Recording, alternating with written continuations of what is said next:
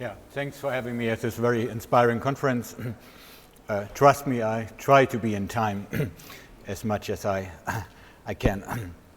I will talk about inequality and employment, and actually the lack of inequality has been used as a major argument for the explanation of high European unemployment and for the enormous employment growth the US has seen over time. Well, especially wage compression from below has been thought to be disastrous for employment for the less skilled. I will go into this issue. I think it's mainly based on what I call natural rate theory, the application of efficient market theory to the labor market. And that James Tobin argued when Milton Friedman put forward this natural rate theory in the end of the 60s. That was probably the most influential economic article published in a professional journal ever. And Tobin added, unfortunately. So if you discuss reason for rising inequality, you see inequality rising in almost all industrialized countries and all old OECD countries. The reasons mentioned are skill-biased, technological change, and globalization. And the argument is rising inequality is a market response to the changing economic environment. I want to argue that institutional change has also been very, very influential, and many analysts actually argue it's the most important influence on rising inequality. And I think that's based very much on a theory which has been taken over by many, many economists, by many institutions, first of all, the OECD. Well, what's the empirical evidence for natural rate theory? I think basically it's a transatlantic comparison between European labor markets, and I have here the German labor market, but it's pretty much representative for the trends in the European, continental European countries and the US. The straight lines are the development of unemployment, and the dotted lines are inequality, here presented by D9, D1 ratios. So actually the conclusion from this cross-country, cross-sectional comparison was, well, you have one country with roughly stable unemployment over a long period.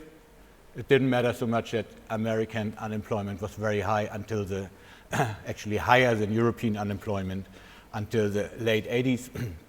But it was that, well, it's this stable unemployment relationship, and you have enormous job growth in the US. At the same time, you have a much more flexible wage system, higher inequality, and Europe has a sclerotic labor market, low wage flexibility, low inequality, and you see the employment performance is bad, and unemployment actually was rising with every recession we saw, and then remained at ever higher levels. So natural rate theory would predict one unique equilibrium rate of unemployment, which is related to the incentive structure in the economy.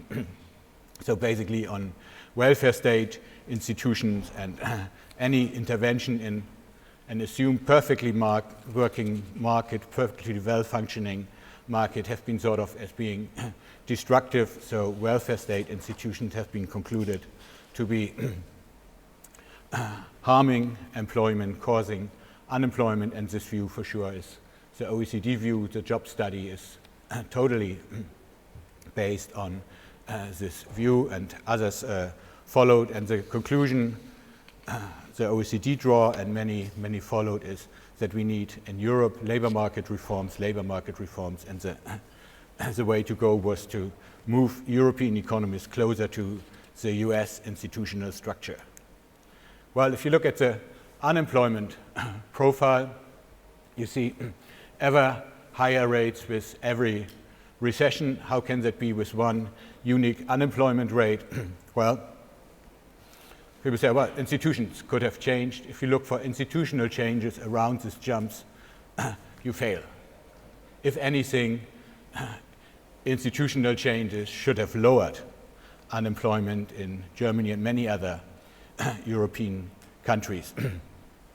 So another argument is, well, we assume markets return to equilibrium quickly.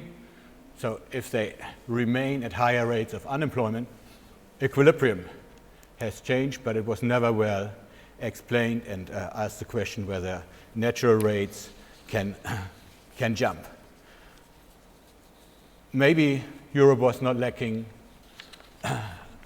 inequality, wage dispersion, but rather had a different institutional setting with respect to some macroeconomic institution. Then I will take a very quick sidestep, and I think that's an important change in the effectiveness of monetary policy. With the Bretton Woods system breaking down in '73, central banks could really set their own agenda, and the Bundesbank did it. Unemployment, inflation rates in Europe came down enormously. Germany was a stability anchor, as it was said, and it's fine if it doesn't come of any costs. But here's a growth, employment effective growth rates over 4 business cycles from the 70s to the late 80s. And you see the US really took off in an upswing. Out of a recession, US employment was growing substantially, because growth rates were substantially over the growth of the potential, but the German economy was more or less flat with respect to employment effects, and we explained that by asymmetric monetary policy. The Bundesbank was, as soon as the economy started to regain speed, fearing increases in prices, and therefore was slowing economic growth. So I think this little step into macroeconomics is important, because it may turn the relationship around. Maybe it's not inequality which causes, or lack of inequality which causes unemployment, but rather long-lasting unemployment causing increasing inequality, which we have seen in Germany over the last years. Well, probably I dropped this part if I see the sign here, 10 minutes. In economics, actually the view on inequality differs substantially. There are some colleagues who regard inequality really as a good, and the argument is inequality creates opportunities to invest in human capital. It's really creating an incentive to enroll in education, and Finis Welch is probably the most the best proponent, and also his argument, I think, shows that his argumentation is at least implicitly based on the perfect market model, because there's an opportunity, people will respond to this incentive, invest in human capital, and then rise up in the wage structure. I would challenge this view, and I would argue that there are for sure incentives if the college wage premium is higher, but there are also many constraints to invest. And here's what the relationship shows between income inequality and intergenerational income elasticity. A higher elasticity here means that the link between parents and children's income is stronger, and what you see is an upward sloping line. More unequal countries also have a higher income elasticity, and probably the most striking picture I find, I think it's not, this data is referring to the US, but it's probably comes out, at least in Germany, in a very similar way. This shows the percentages completing a bachelor's degree on the vertical, and then the 3 groups show middle and high scores and low scores in a math test taken at the 9th grade.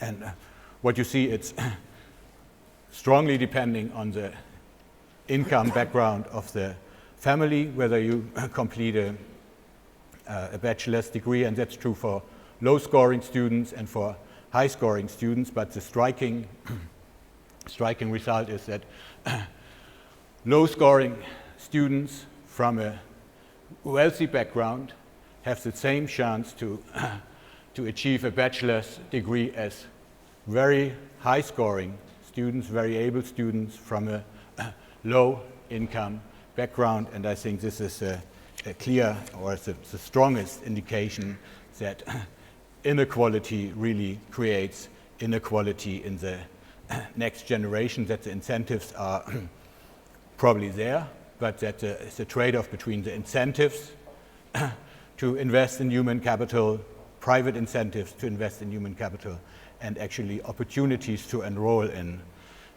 education.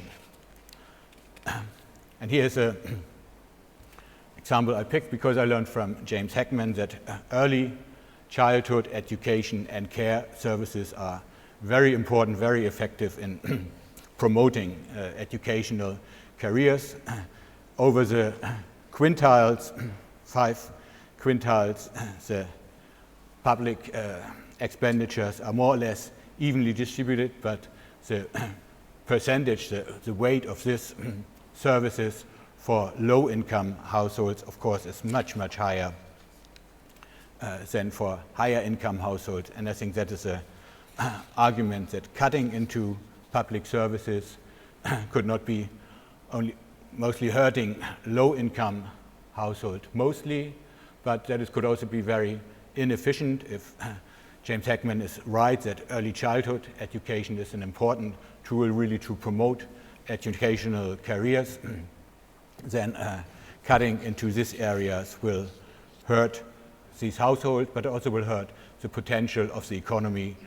We will lose talents which could be really brought into higher educational levels. And here's one graph I found for Norway and the US, a very flat profile here, the relationship between level of parents' education and scoring into literacy tests is flat for young cohorts in the Norway case, so meaning even if your parents have a low educational background, the Norway educational system lifts you up to very high levels, and the levels are quite high, whereas the US pattern, more relying on private resources, is still very steep. Well, my last chart is on relations of redistribution and employment. Is it true that redistribution really hurts employment? I know we only used a few data points here, but you can almost do what you want. You don't find a relationship. Here we use employment to population rates, hours worked per head of population, and unemployment rates, and the correlation is never significant, and that's probably one of the conclusions one can draw from the literature, and that we can achieve very, very different results with respect to inequality.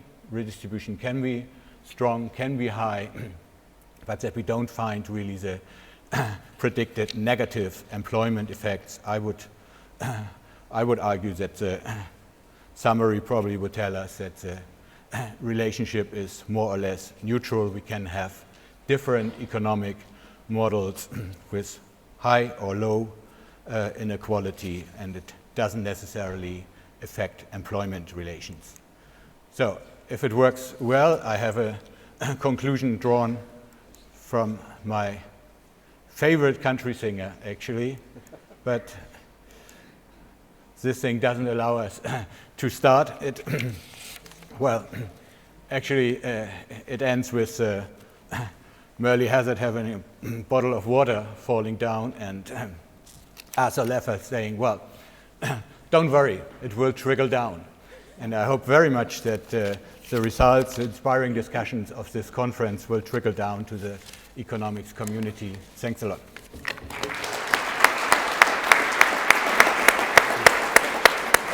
Great job. Almost managed. No, perfect, perfect.